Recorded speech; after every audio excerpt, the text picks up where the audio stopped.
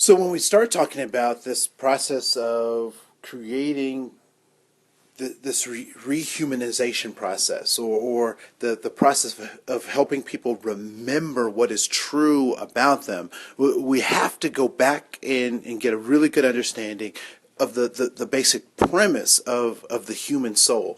And again, the human soul is made up of these two parts. It is the body and it is the spirit. And when the body and the spirit are in close relationship with each other, then we get peak performance. When ask any athlete before they attempt any kind of major feat, they have to get their mind and their body in sync. And so being focused and prepared for these athletic events really takes that combination, that relationship between the body and the spirit. I don't know if you've ever experienced being in what some people just refer to as the zone. The zone typically happens when that relationship, that the physical the physical response that you're giving, or the physical exertion of your energy is in direct sync with your spiritual self. And when that happens, that's when we have those moments of just excellence, of performance that is, kind of better and bigger than anything that we've ever done. These moments of awe come in when we are in that particular place, when our body and our spirit are in such great alignment. Now, what we understand about that is that when that happens, that is your peak performance. And there are systems and there are individuals who actually are afraid of your potential and are afraid of what that looks like when you are at your peak. And so systems like racism, systems that support oppression, systems like sexism, or limiting people with disabilities from achieving their personal and professional goals, are oftentimes systems that are afraid of our human potential. And so when we engage with those, we have to remember what is true about ourselves.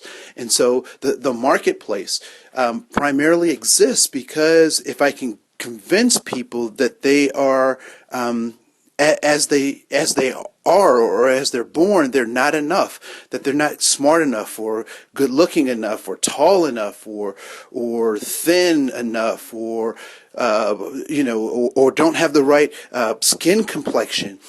If I can convince people that they are in some ways naturally inept, that they don't have things, then I'm starting this process of dehumanization, of breaking people and separating them from what is true and good about themselves. So when we start talking about this concept of re-educating or reunifying people's belief in themselves, we have to tell them the truth about who they are.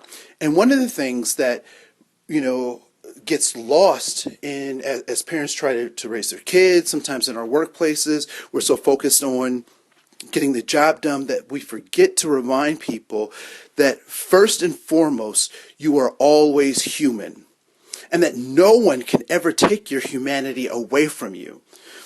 One of the things I think is interesting is post 9/11, people have been very afraid of terrorist attacks, of terrorism, and what they've actually done is that they've laid their rights down in exchange for what appears to be protection. And so with our humanity, it's very much the same way, that you can never not be human, but you can situations can be so oppressive that you surrender parts of your humanity in order to try to make it through that particular struggle.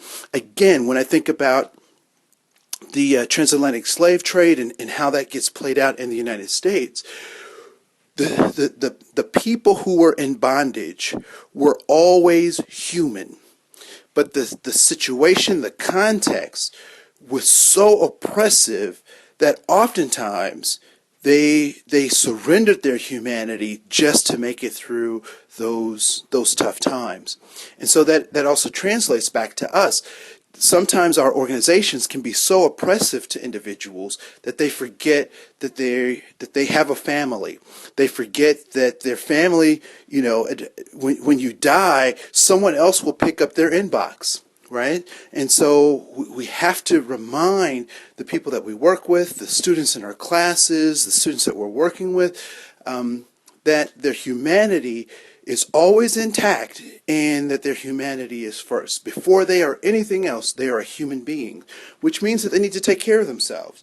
It means that they need to be conscious of what they do, what they eat, how they sleep, how they take care of their physical body, and also how they keep connecting with the spiritual world. How do they nurture their spirit? Where do they find joy? Where do they find ways to be creative? Where do they find ways that they can, or places where they find awe, where they just see something or participate in something that connects them to a world larger than themselves. So that's the first part. The other part is that we all express our humanity in different ways. And so given my context, how I express my humanity is going to be different. So I find it interesting when we go to different restaurants, we'll see different decorations, we'll see different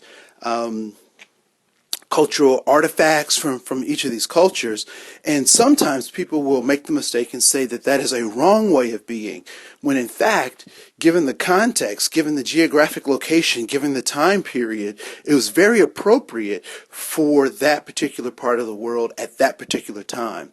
And so we have to recognize that the diversity that people demonstrate to us is their reflection of the culture and the context by which they come from.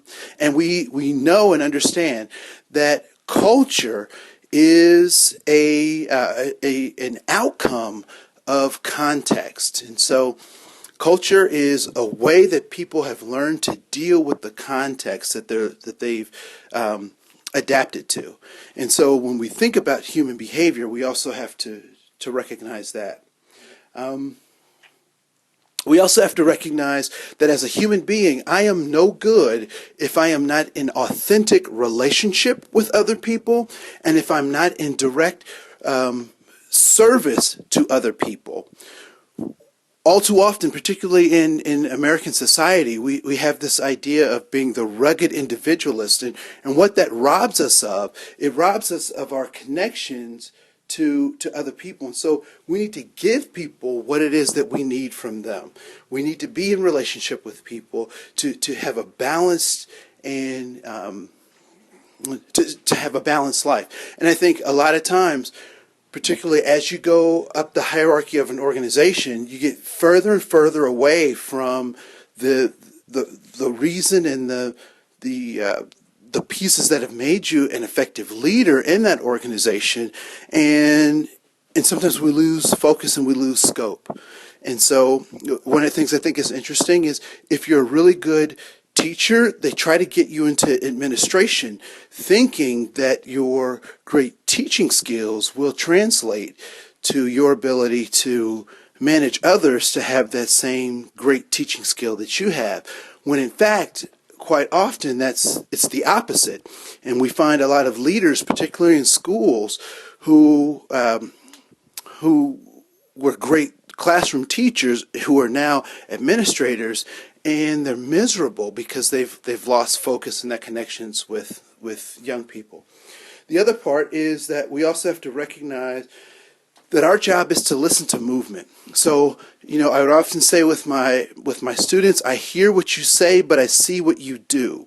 And so, as human beings, in this reminding people of their humanity, we have to recognize that people need to be reminded of what is true and good about themselves, but not through words, but through actions. And so, words are important, but actions are just as important. Seeing and watching what people do demonstrates to me typically more than what I hear them say.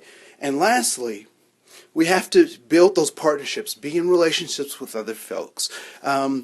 If you say that diversity is important to you, and all of your friends and the people that you have over at your house for dinner all look like you, I might challenge how important diversity is to you.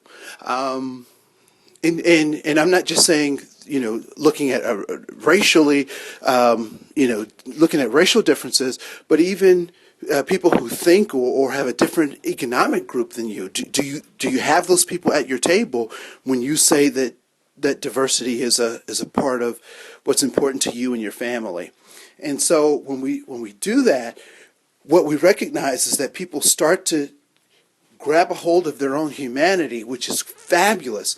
They start to remember what is true and good about themselves, and they're able to connect and relate to other people.